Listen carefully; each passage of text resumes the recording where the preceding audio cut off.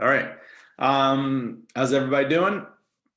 Let's talk about things that bind Nigeria together. So the way that the government was built in order to bring the country together rather than allow all of the divisions that we've talked about: religion, ethnicity, language, geography. What are some other things that are disparities in the country?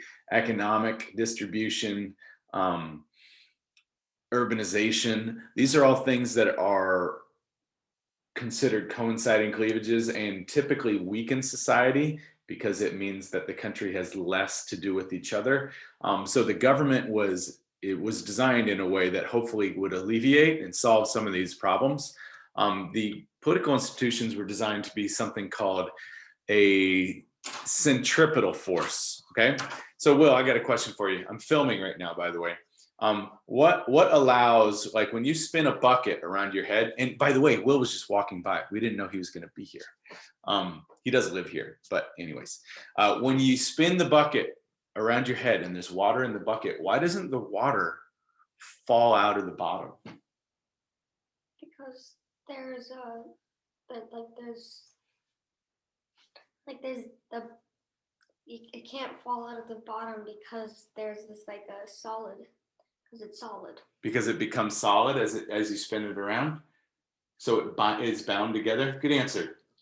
All right, so it's like it's bound together, and that what binds it together, and it doesn't really turn it into a solid necessarily, but it binds it together as one thing, is something called a centripetal force. If you were to take that water, right, and not have something that binds it together like the bucket and spin it, that would be a centrifugal force and drive it apart. So this is also a term that we use in political science as forces on society, not just forces on things like water. So the government is designed to act as sort of a centripetal force that brings society together and helps to alleviate or solve some of these divisions rather than exasperate them, okay, or make them worse. So let's first talk about the executive, but you know what I'm realizing? I'm going to go fast forward a little bit because before we talk about the executive, we need to talk about something else, and that is this idea of Nigeria is a federal system of government, okay?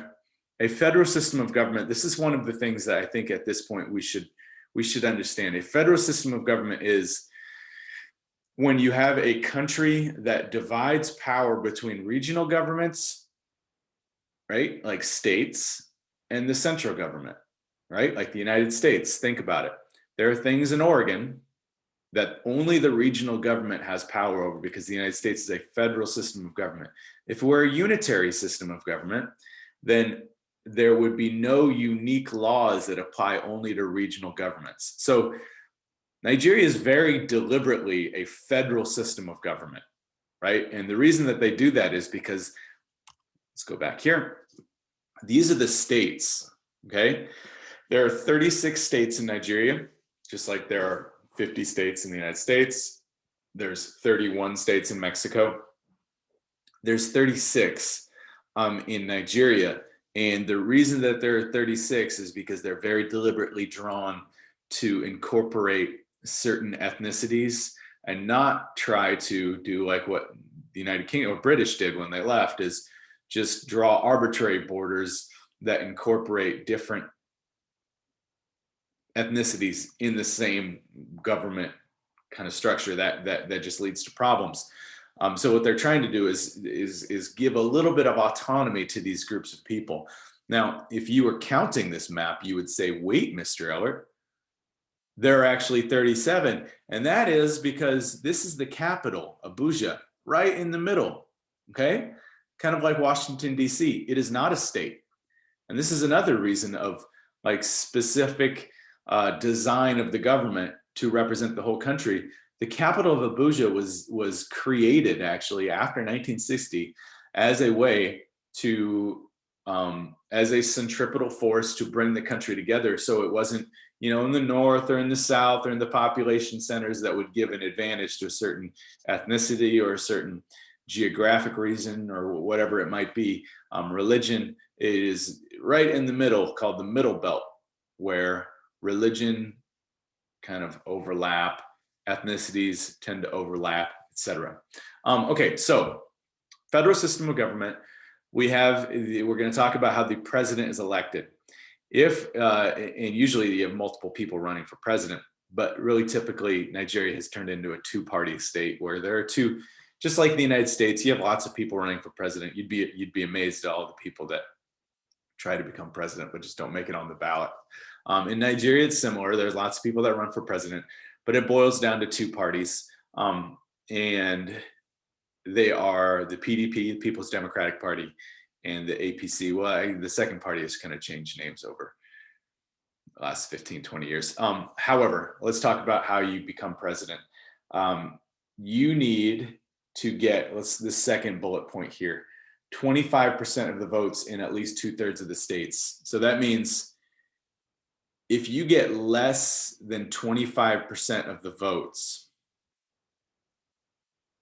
right, in, let's say, 24 states, but then 100% in the last 12, you can't become president, right? And that means, and we're going to look here at the population distribution in a second, it would be possible to get over 50%, majority of the votes in only, like, you could get a majority of the votes in only down here, in only the South, in only these like probably 10 states.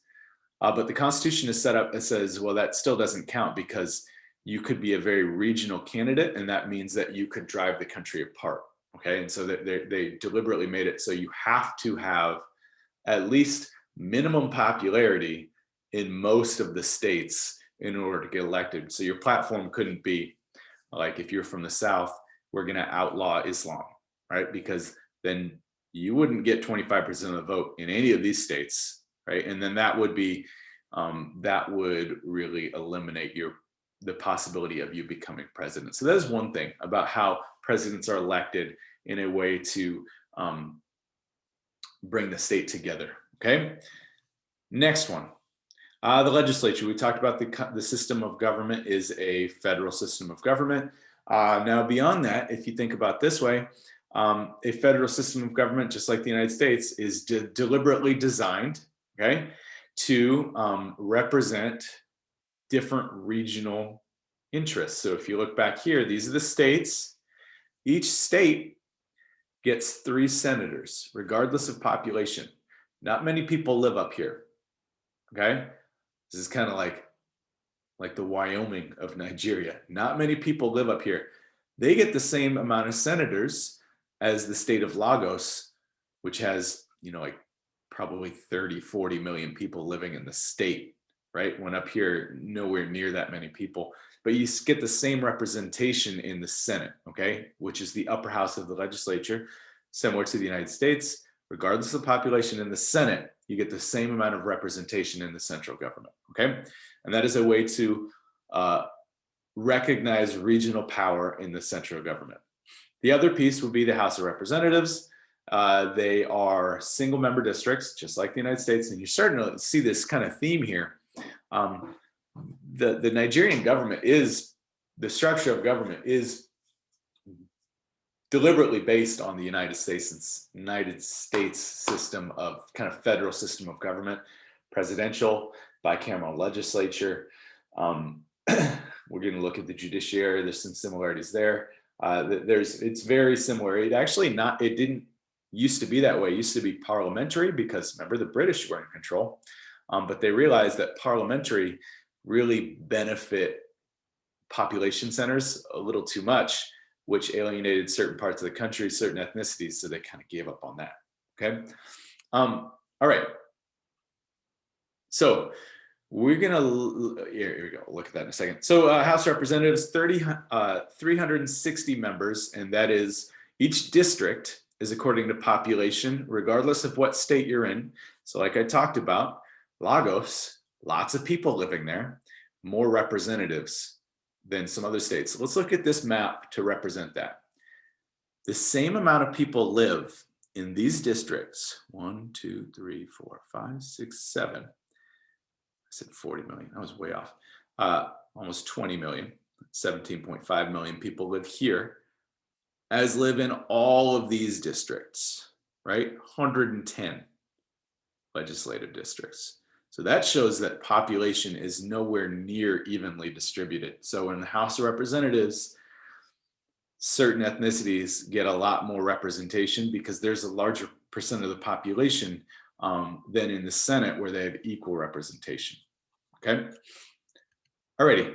Now we're moving on to the judiciary, and this picture I kind of dropped in there just to prove a point of the influence that Western government, especially British government, has had on the development of the Nigerian state, right? This is, pretty similar to what you would see British judges looking like, because remember, it used to be under British control from 1860 to 1960 until they declared independence. And then we talked about that in a previous video. But let's talk about the presidential issues and attempts to unite the country.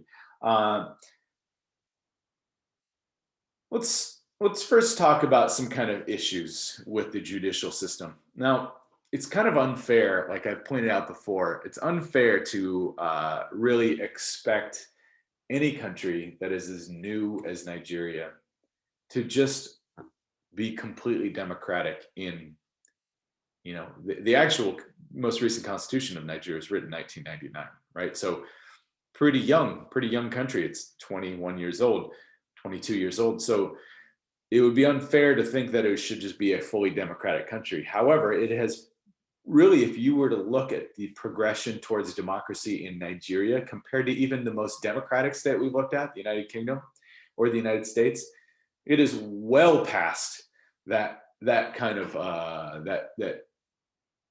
scale of development, right? Where the difference between like the United Kingdom, the king giving up a little power and actually signing a Bill of Rights that guaranteed the right to vote to citizens was about 400 years. Okay, so that development has certainly happened a little bit faster in Nigeria. This is kind of one way to look at it.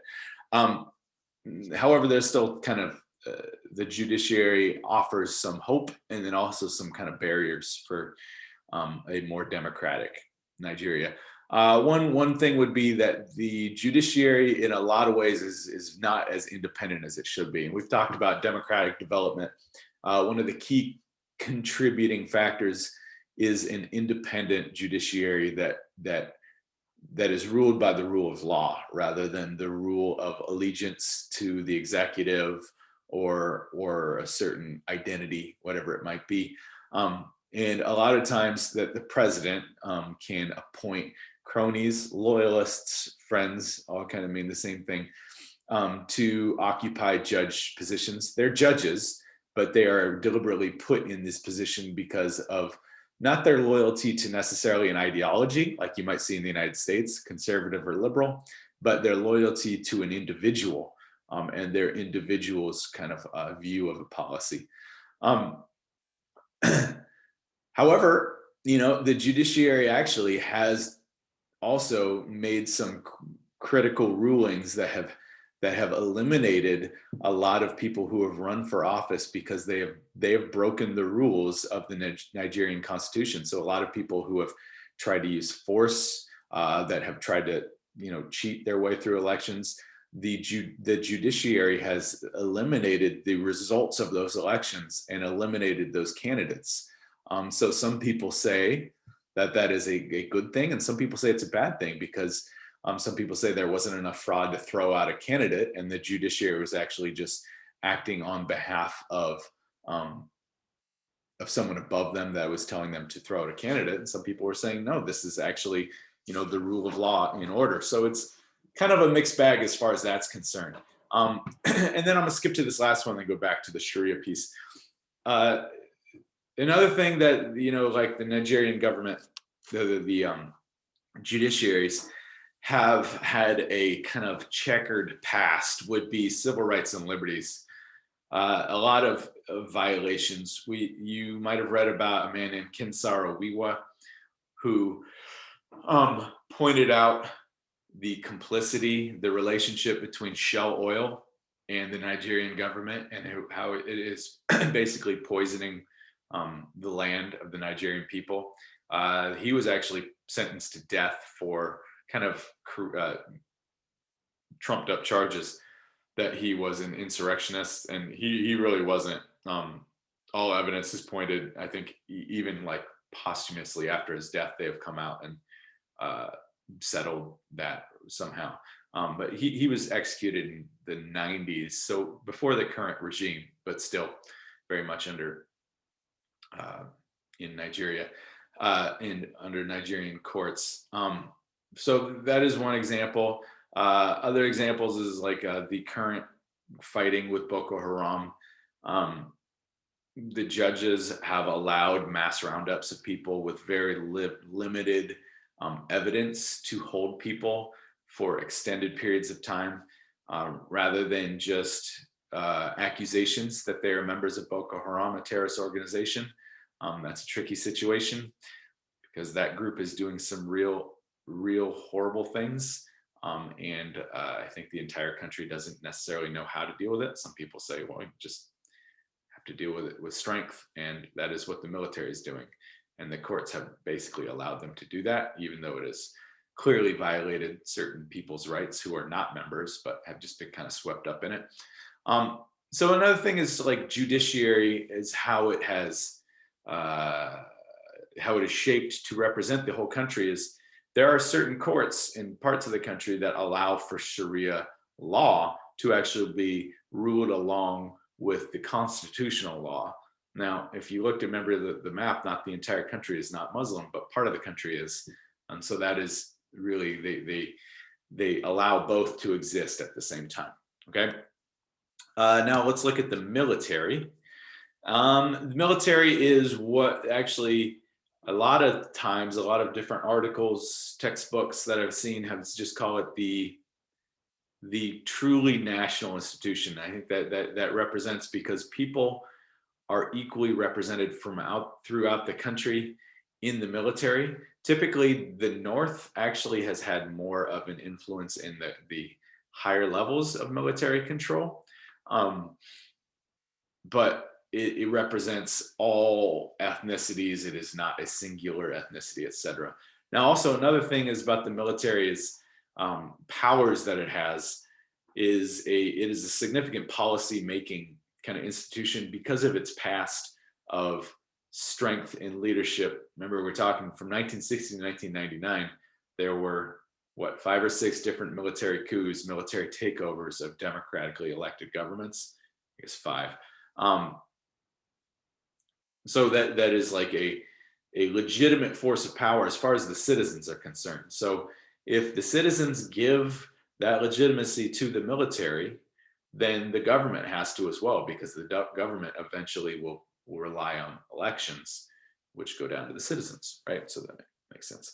All right, so again, let's recap what it is I want you to look at, how these institutions are designed to represent the entire country. Military, everyone exists in the military, and they have legislative sort of policy-making abilities. Judiciary, Sharia courts throughout the country to represent different ethnicities or religions. The legislature, 3 members per state, regardless of population, regardless of ethnicity, etc.